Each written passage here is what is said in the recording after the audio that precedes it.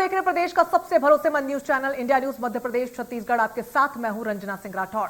मध्य प्रदेश में उपचुनावों को लेकर प्रत्याशियों के नामांकन का आज आखिरी दिन है। इसके बाद आपको बता दें कि प्रत्याशियों को नाम वापस लेने का समय दिया जाएगा, लेकिन प्रत्याशियों के नाम के ऐलान के बाद से ही बीजेपी और कांग्रेस दोनों ही पार्टियों में टिकट को लेकर बगावती सुर तेज होने लगे हैं।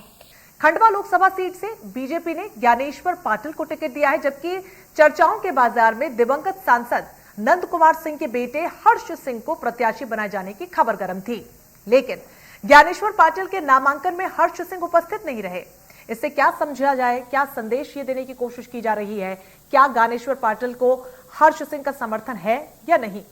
ऐसा ही कुछ हाल खंडवा सीट से कांग्रेस पार्टी में भी देखने को मिला, जहां पर अरुण यादव ने अपनी दावेदारी को वापस ले लिया है। लेकिन कांग्रेस को यादव परिवार की अब चिंता सता रही है और शायद इसीलिए सज्जन सिंह वर्मा को पार्टी में नेताओं को मनाने का काम सौंप दिया गया है। तो वहीं जोबट विधानसभा सीट पर बीजेपी ने हाल ही में कांग्रेस में शामिल हुई सुलोचना रावत को प्रत्याशी बनाया है। अब सुलोचना रावत को लेकर भी बीजेपी नेताओं ने दल बदलू को टिकट देने का विरोध किया है और बीजेपी जिला अध्यक्ष ने निर्दलीय चुनाव लड़ने का ऐलान भी कर दिया है। तो वहीं कांग्रेस में भी जोबट विधानसभा से महेश पटेल को प्रत्याशी बनाए जाने को लेकर विरोध लगातार देखने को मिल रहा है। दरअसल जोबट विधानसभा सीट कलावती भूरिया के निधन के बाद से खाली हुई थी और उनके परिवार के लोग टिकट को लेकर अपनी दावेदारी लंबे समय से कर रहे थे। अब तो कलावती भूरिया के भतीजे दीपक भूरिया ने निर्दलीय पर्चा भी भर दिया है, जो महेश पटेल के लिए मुसीबत खड़ा कर सकता है। बात रेगांव की भी कर लेते हैं। यहां से बीजेपी प्रत्याशी जुगल किशोर बागरी के निधन के बाद उनके परिवार से ही कई लोग टिकट को लेकर दावेदारी कर रहे थे, लेकिन बीजेपी ने दिवंगत विधायक के बड़े भाई की पोती प्रतिमा बागरी को प्रत्याशी बनाया है। लेकिन प्रतिमा बागरी को प्रत्याशी बनाए जाने से परिवार में ही बगावत के सुर फूट गए हैं। दिवंगत विधायक के बेटे पुष्पराज बागरी, बहू वंदना बागरी और बेटी रानी बागरी ने निर्दलीय पर्चा दाखिल कर दिया है। लेकिन बीजेपी नेताओं का कहना है कि दावेदारी को मनाकर, यहां पर जो तमाम दावेदार हैं उनको मनाकर पर्चा वापस करवा लिया जाएगा। जैसे जैसे चुनाव की तारीख नजदीक आ रही है, पार्टियों की वोटरों के साथ पार्टी के बगावती नेताओं को भी अपने हक में करना होगा। अब सवाल ये उठता है कि एक पार्टी से एक सीट पर एक से अधिक नेताओं को पार्टियां कैसे साधेंगी, या फिर बगावत करने वाले नेता बीजेपी और कांग्रेस का उपचुनाव में गणित बिगाड़ देंगे। आज हम इसी मुद्दा पर चर्चा करेंगे, जिसमें हमारे साथ कुछ खास मेहमान भी जुड़ेंगे। लेकिन उससे पहले आइए आपको सुनवाते हैं कि क्या कह रही है आज रेगांव सीट से नामांकन करने वाली बीजेपी प्रत्याशी प्रतिमा बागरी।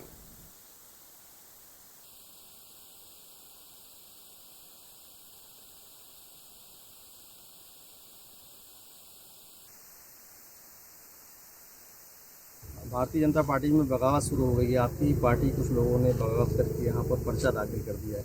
इस बगावत की आग जो धधक रही पार्टी में, कैसे निपटेंगे आप? कोई आग नहीं है, वो दिखाने वाली आग है, बाकी ऐसी कोई आग नहीं है। सब एक समान है, एक बराबर है। लास्ट में सब एक हो जाएंगे और एक होके लड़ेंगे। ऐसे कैसी उम्मीद है आपको कि एक हो जाएंगे? घर है हमारा, नहीं घर है हमारा, परिवार है, विश्वास है, विश्वास के दम पे बोल रहे हैं। तो आपने इसके पहले प्रयास नहीं किया था कि वो पर्चा ना दाखिल करें? कोई ऐसा प्रयास हुआ नहीं? प्रयास किया था, लेकिन क्या है, जब शुरुआत होती है तो थोड़ा सा। आइए अब आपको सुनवाते हैं खंडवा लोकसभा सीट से बीजेपी प्रत्याशी ज्ञानेश्वर पाटिल का इसको लेकर क्या कुछ कहना है। चुनाव जैसा भी डिक्लेयर हो ही चुका है, तो हम तो पहले भी कहते आए हैं कि जब कभी भी चुनाव डिक्लेयर हो जाए, भारतीय जनता पार्टी के कार्यकर्ता तैयार है। और रहा उम्मीदवार को मंथन का, तो मंथन तो भोपाल में हो चुका है। अब जो कुछ निर्णय करना है हमारे दिल्ली के हाईकमान को करना है, और वो जो निर्णय करेंगे वो भारतीय जनता पार्टी के कार्यकर्ता सभी उस निर्णय को मान्य करेंगे और भारतीय जनता पार्टी के उम्मीदवार को जिताएंगे। पार्टी जो भी दायित्व वो देगी, उसका निर्वहन तो भारतीय जनता पार्टी का कार्यकर्ता करता ही है। और मुझे भी यदि कोई दायित्व देगी तो मैं निश्चित रूप से उसका निर्वहन करने के लिए पूरी तरह से तैयार हूँ। तो बीजेपी प्रत्याशियों को आपने सुना। अब आपको सुनवाते हैं कि जोबट से कांग्रेस प्रत्याशी महेश पटेल का इसको लेकर क्या कुछ कहना है। नामांकन भरा हमारे वरिष्ठ आदिवासी नेता और आदरणीय कांतिलाल जी भूरिया के आशीर्वाद से आज मैंने फार्म जमा किया। आज हमारी जो स्वर्गीय कलावती बहन के जो अधूरे सपने थे आज पूरे करने के लिए आज संपर्क लिया। सभी हमारे वहाँ कार्यकर्तागण, और हम ये बिजली, सड़क, पानी, बेरोजगार, रोजगार को लेकर हमारा ये मुद्दा रहेगा। आदिवासी नेता है और एक ही काफी है, भारतीय जनता पार्टी के तो कई ऐसे नेता, लेकिन हमारे राष्ट्रीय नेता कांतिलाल जी भूरिया है और वहाँ हमारे कई वरिष्ठ प्रदेश के नेता आए हुए हैं वो मंडी परगना में, और वो सभी वहाँ कार्यकर्ताओं के सबकी प्रतिक्रिया हमने आपको सुनवा दी। अब चर्चा की शुरुआत करेंगे। खास मेहमान हमारे साथ जुड़ रहे हैं, योगेश गुप्ता साहब जुड़ रहे हैं कांग्रेस की तरफ से, दिव्या गुप्ता जी जुड़ रही है प्रवक्ता बीजेपी की तरफ से। आप दोनों का बहुत स्वागत है इंडिया न्यूज पर। शुरुआत में दिव्या जी आपसे करना चाहूंगी, पार्टी में सब ठीक चल रहा है मैम? बिल्कुल अच्छा है, बहुत अच्छा है, और इससे अच्छा हो भी नहीं सकता, और इससे अच्छा और क्या होगा।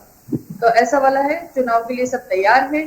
देखिए, पार्टियां जो होती है वो चुनाव उनके लिए एक समर जो होता है ना, युद्ध, हाँ। उसमें जाने का बिगुल जब बच जाता है जी। वो दुंदुभी जब बच जाती है, तो उसके बाद बस सिर्फ जाना और युद्ध में अपनी पूरी ताकत के साथ लड़ाई लड़ना। तो ये वो वाला है, और हमारा बिगुल बच चुका है, दुंदुभी बच चुकी है, शंखनाद हो चुका है। तो हम सब अब समर में उतरने के लिए तैयार है। और हमारा कार्यकर्ता तो वैसे भी हमारा कर्मठ कार्यकर्ता है, वो हर समय मुस्तैद रहता है। चुनाव जरूर ऐसा होता है कि लास्ट 20 डेज सबसे ज्यादा काम करना होता है। तो हम लोग सब बिल्कुल तैयार है और सब कुछ अच्छा है, परिवार एक है, और इस एक परिवार में कहीं कोई तकलीफ नहीं है, कोई फूट नहीं है, कोई दुराव, मनमुटाव कुछ नहीं है।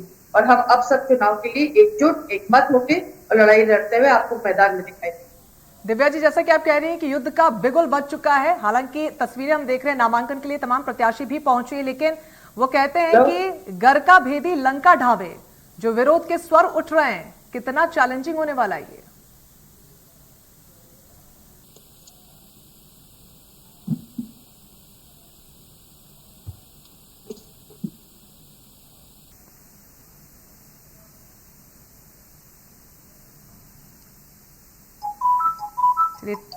हेलो दिव्या जी, आपको आवाज मिल रही है?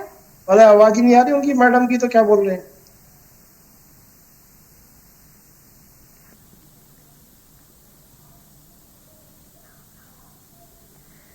चलिए, दिव्या जी की आवाज नहीं पहुंच पा रही, तकनीकी खराबी के चलते उनसे कनेक्ट दोबारा से करेंगे। योगेश जी हमारे साथ जुड़ रहे हैं। योगेश जी, आवाज मिल रही है आपको?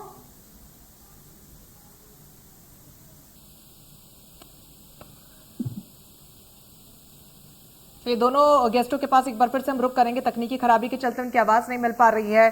फिलहाल तस्वीरें आपको दिखा रहे हैं नामांकन के दौरान की, नामांकन का आज आखिरी दिन, इसके बाद वापस से अपने नाम प्रत्याशी ले सकेंगे। तो इन सभी के बीच उठापटक जो है वो देखने को मिल रही है। योगेश जी हमारे साथ जुड़ गए हैं। योगेश जी, आवाज मिल रही है? जी रंजना जी, आपकी आवाज आ रही, लेकिन दिव्या मैडम ने क्या बोला वो मैं सुन नहीं पाया। कोई बात नहीं, उनको कनेक्ट दोबारा से कर लेंगे। दिव्या जी, आपको आवाज मिल रही है? हाँ, क्यों? दिव्या जी, आवाज मिल रही है? योगेश जी, आपसे सवाल मेरा यह है कि आपकी पार्टी में सब कुछ ठीक है क्या? देखिए, हमारी पार्टी में सब कुछ पहले भी ठीक था और अभी भी ठीक है। प्रत्यक्ष प्रमाण के तौर पर खंडवा लोकसभा सीट के नामांकन के समय अरुण यादव जी की वहां मौजूदगी, साथ में शेरा की मौजूदगी, हमारे पर्यवेक्षक के रूप में पीसी शर्मा जी वहां गए। तो ये तमाम जो बड़े नेता मध्य प्रदेश के हैं, जब नामांकन के समय वहां मौजूद थे, नामांकन के तत्पश्चात जो खंडवा में एक बड़ी सभा को संबोधित किया गया, और आज जो सभा हुई है खरनार, बुरहानपुर और शाहपुर में, उन सभाओं से पूरा कांग्रेस का कार्यकर्ता संगठन उत्साहित है। निश्चित रूप से खंडवा संसदीय अरुण यादव जी ने दावेदारी वापस क्यों ले ली फिर सर? अरुण यादव जी ने दावेदारी वापस ले ली, ऐसा लग रहा है कि अब यादव परिवार की चिंता कांग्रेस को सताने लगी है। नहीं, देखिए, अरुण यादव जी ने दावेदारी व्यक्तिगत और निजी कारणों से लिए। उन्होंने प्रेस कॉन्फ्रेंस के माध्यम से आप लोगों के समक्ष अपनी बात रखी है। ये बात भी सही है कि 6 महीने से वो कार्यरत थे उस संसदीय सीट में, उसका निश्चित रूप से लाभ कांग्रेस संगठन को मिलेगा। तो अरुण यादव जी ने इनडायरेक्टली ये भी स्वीकार किया है जी कि चुनाव में ही लड़ रहा हूं और खंडवा की सीट में ही जितवाऊंगा। और कांग्रेस पार्टी के तमाम नेताओं को उनकी इस बात पर पूरा भरोसा है, कहीं भी कोई अगर मगर किंतु परंतु का सवाल ही नहीं उठता। ठीक है, दिव्या जी, आवाज मिल रही है आपको? जी, आवाज। दिव्या जी, आप कह रही थी कि युद्ध का बिगुल बच चुका है, डेफिनेटली बिगुल बच चुका है, लेकिन वो कहते हैं ना कि घर का भेदी लंका ढावे, अब जो विरोध के स्वर उठ रहे हैं, कितना चैलेंजिंग इसको आप देख रही हैं? देखिए, ऐसा होता है कि जब एक कार्यकर्ता एक कैंडिडेट डिक्लेयर होना होता है, तो रेस में भागने वाले अनेक होते हैं। और ये अगेन प्रजातंत्र है, प्रजातंत्र में ऐसा बहुत सबकी एक उम्मीदें होती है। जो कार्यकर्ता काम कर रहा है वो कहीं ना कहीं कुछ न कुछ अंततः चाहता है, पर कैंडिडेट तो एक ही डिक्लेयर होगा। तो उस समय जब वो मनमुटाव या रहता है या घोषणा मनाना रहता है, एक परिवार है, इस परिवार में प्रजातंत्र में ये सब चलता है, ये होना भी चाहिए। इस चीज को हम एक स्वस्थ राजनीति कहते हैं। तो ये अगर होता भी है तो वो हमारे परिवार का सदस्य है, वो कहाँ जा रहा है, हम उसको मना लेंगे, वो हमारा परिवार है, वापस है, हमारे साथ वापस काम करेंगे, जमीन पे काम करेंगे। और लेकिन कैंडिडेट को जिताने के लिए सब लोग एकजुट होकर काम करेंगे। ठीक तो ये तो बहुत स्वस्थ परंपरा है, इसमें कहीं कोई बुरा नहीं है। लेकिन इस तरह से भी नहीं होता है कि जैसा कांग्रेस में होता है कि कैंडिडेट को अकेला ही छोड़ दिया जाता है मजदार। यहाँ जब कैंडिडेट डिक्लेयर होता है तो पूरा संगठन उसके साथ खड़ा होता है। ये है खूबसूरती पार्टी। लेकिन दिव्या जी, जैसा कि आप कह रही हैं कि रेस में भागने वाले बहुत होते हैं, लेकिन भागते बहुत है, उसमें से जीतता एक ही है, और जो हार जाते हैं अक्सर सत्ता का समीकरण वही बिगाड़ते हैं। इसको पार्टी सीरियसली जवाब ले लीजिए। हारा नहीं है, उसने दौड़ना शुरू करा, लेकिन वो हारा नहीं। लेकिन हर समय आप ये देखिए, जो दौड़ रहा है, क्या उसकी कोई तकलीफ है? जीतने वाला ओलंपिक मेडल, गोल्ड मेडल जीतने वाला एक ही होता है। पर क्या सिल्वर और ब्रॉन्ज वाले नहीं होते? तो वो भी उतने सम्मानीय होते। तो कोई बात नहीं, अगर किसी को आज गोल्ड मिला है तो अगली बार वो गोल्ड के लिए तैयारी करेंगे। उम्मीद यही है कि ब्रॉन्ज और सिल्वर लेने वाले संतुष्ट होंगे। योगेश जी, आप कुछ कहना चाह रहे हैं? देखिए रंजना जी, प्रत्यक्ष प्रमाण के तौर पर खंडवा संसदीय सीट से जब ज्ञानेश्वर पटेल जी नामांकन दाखिल करने गए, तो ना उनके साथ कृष्ण कुमार मोघे थे, ना अर्चना चिटनिस जी थी, ना हर्ष चौहान थे। 4 दिन पहले भारतीय जनता पार्टी के प्रदेश कार्यालय पे जो मोघे जी के 300 से ज्यादा समर्थकों ने हुड़दंग मचाया था, वो भारतीय जनता पार्टी के संगठन की पोल खोलता है। और ये असंतोष आज से नहीं है, ये मार्च 2020 से जब से सिंधिया जी की एंट्री हुई है भारतीय जनता पार्टी में, तो कार्य समिति का गठन हो या संगठनात्मक फेरबदल हो बीडी शर्मा जी द्वारा, सब में यह असंतोष समय समय पर जाहिर हुआ है, उजागर हुआ है। तो भारतीय जनता पार्टी वर्तमान परिप्रेक्ष्य में इतनी बड़ी अंतरकलह से जूझ रही है कि उसके पास रेगांव सीट से प्रत्याशी नहीं था, जोबट सीट से प्रत्याशी नहीं था, दोनों सीट से उनको आयोजित प्रत्याशी उनको टिकट देना पड़ी। वहीं दूसरी तरफ अपने संगठन के मूल कार्यकर्ता की भावनाओं के विपरीत जाकर इन्होंने प्रत्याशी घोषित किए। तो निश्चित रूप से इन सारी बातों का जो लाभ है वो कांग्रेस को जीत के स्वरूप में मिलेगा। आगामी उपचुनाव मध्य प्रदेश की राजनीति की दिशा और दशा दोनों निर्धारित करेंगे। योगेश जी, लेकिन आपकी पार्टी ने भी तो बाहरी को ही प्रत्याशी बनाया ना। जोबट विधानसभा सीट से हाल ही में भाजपा से शामिल हुई थी जो सुलोचना रावत, उनको आपने टिकट दिया है, वो भी तो बाहरी ही थी ना। अब उसको लेकर भी पार्टी में अंतरकलह तो आपकी भी देखने को मिल रही है। सुलोचना रावत जी कांग्रेस से 3 बार विधायक रही है, उनको टिकट भारतीय जनता पार्टी ने दिया है जी। हमने कल्पना वर्मा जी को दिया रेगांव से और जोबट से दिया महेश पटेल जी को। ये दोनों कांग्रेस के कर्मठ कार्यकर्ता हैं। लेकिन विरोध के स्वर तो आपकी पार्टी में भी देखने को मिल रहे हैं ना। कोई विरोध नहीं है। देखिए, चाहे रेगांव हो, चाहे जोबट हो या पृथ्वीपुर हो, नामांकन के बाद एक आवाज नहीं हुई, बल्कि सारे प्रदेश स्तर के बड़े नेता चुनाव प्रचार में जुट गए हैं। आज स्टार प्रचारकों की लिस्ट भी जारी हो गई है एआईसीसी से, जिसमें तमाम मध्य प्रदेश के प्रचारक अजय सिंह राहुल भैया से लेके दिग्विजय सिंह जी से लेके सज्जन सिंह वर्मा, कमलनाथ जी, तमाम बड़े नेता इन उपचुनाव की बागडोर को संभालने वाले हैं। 6 महीने पहले से हमारा मंडलम सेक्टर तैयार हो चुका है, एक बूथ पर 10 यूथ की तैयारी है। निश्चित रूप से 4 उपचुनाव हम जीतेंगे। उसका कारण है वर्तमान परिप्रेक्ष्य में बढ़ती हुई महंगाई, पेट्रोल डीजल गैस की बढ़ती कीमतें, कमर तोड़ महंगाई। आज मध्य प्रदेश की जनता त्रस्त है इन तमाम बातों से। शिवराज जी अपने आप में मस्त है, कोई काम नहीं किया जा रहा जनता के हित से जुड़ा हुआ।